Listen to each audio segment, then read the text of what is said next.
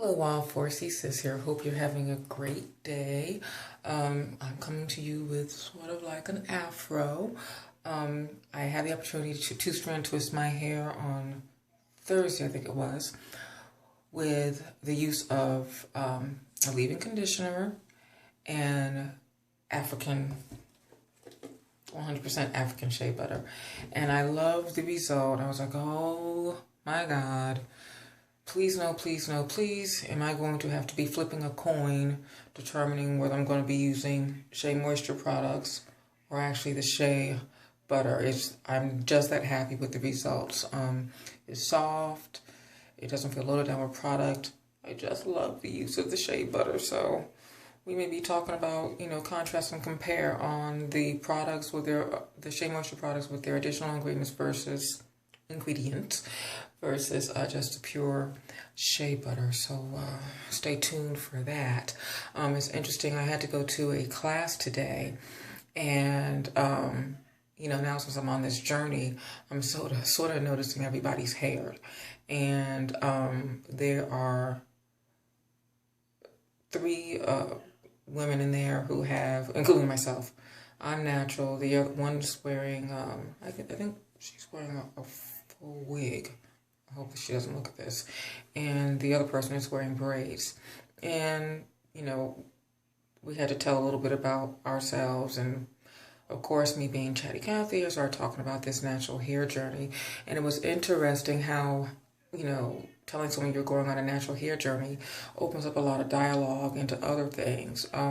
There were men also in this class. And believe it or not, one man just had his hair cut, normally short, like normal short, and the other man had locks, very well done, as a matter of fact, too. So I noticed that they were listening in on the conversations and so forth, and they contributed a little bit, but it was like more like girl chat and everything. And I just thought, wow, this journey is going to lead you into different conversations. You start talking about different lifestyles and so forth. So it was very engaging, and I had a really good time. Going back to the hair, I think what I'm going to do, because this morning when I woke up, I didn't retwist my hair all the way over last night. So, of course, it was a little bit of smush hair and everything, but I turned the shower on, let the steam get going, and I fluff, and it was good. But I think I'm going to try an experiment where I think I'm going to, I don't know, wear my hair in a different style, not do the two-strand twist. I'm going to probably look for some additional styles tonight, and either want to start wearing my hair more pulled back and more in an afro, or what. I got to make a decision on that because I know it's a little bit cold, and I having the ends in a non-protective style exposes them to the elements, but we'll see how that goes. I'm sort of excited because now that, again, I'm getting the technique down to where I like it, I now feel a little bit more confident in experimenting. Hope that didn't sound cocky. Anyway, since I've had a long day, I'm going to keep this short, but I wanted to talk to you also about something, and that is about focus. Now, if you've seen any of my other videos, I'm always with the index cards and talking points, only because I seem to operate better when I have a little bit of a list or an outline in front of me, because that is almost like a security blanket. That way I feel like I don't forget anything, because I do have a tendency to go off on these tangents and so forth. But I want to talk about focus, and how else can I say this? And also maybe sometimes it's good to have a second pair of eyes. Like I've been saying, I've been dealing with a pretty challenging time right now, and I have a couple of very important deadlines that I have to meet. Now, I was so focused on the end result that I totally missed something. And part of it was because my vision isn't the greatest and stuff, and I was reading off of like a carbon copy or something. But I was so focused on the end result that I missed a critical point. So I guess my point in telling this story is that when you're doing something that's very important and it requires you to hyper-focus, before you, whatever it is, click send, before you back out of your driveway and drive off.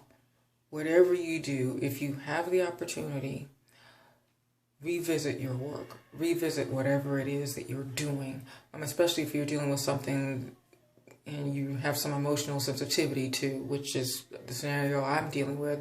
I was so focused on one thing that I missed something, and it was a legitimate oversight on my part. And number one, again, my eyes aren't the greatest, but also, I mean, I'm doing kitchen beautician, so I'm not actually going out and buying new glasses. I'm getting like readers and stuff from Walmart. But I thought about this because you hear these stories about people driving off and leaving their kid on the top of the car or inside of the car, and you have devastating results. So I just want to bring this to your attention just to remind you, when you are doing something, especially something that's very important, if you don't have a chance to write down what you need to do, or you feel like you're emotionally hurried or frazzled or distracted, for God's sake, take that extra 5 minutes or whatever it is and revisit your surroundings, your paperwork, or whatever is in front of you. And I say that because this oversight that I did is going to have a very impactful effect, quite honestly, on my life. So I want you to really, really, really keep that in mind. And this may seem like an unnecessary message, but I felt I had to say it because I know the holiday seasons are coming up and we really need to focus on our surroundings, look left, right, whatever, just really, really focus on what's going on, especially during the holiday seasons where we have a tendency to be rushing to the store to go last minute shopping or cooking dinner or whatever. So I really want you to try to slow down and focus. It's going to sound sort of melodramatic, but that's how 4C is. What I'm telling you tonight will probably, it'll be at least in your subconscious, and it may save your life. It may save you some hassle. So please keep this message in mind, because I'm telling you, I'm getting ready to feel it on Monday.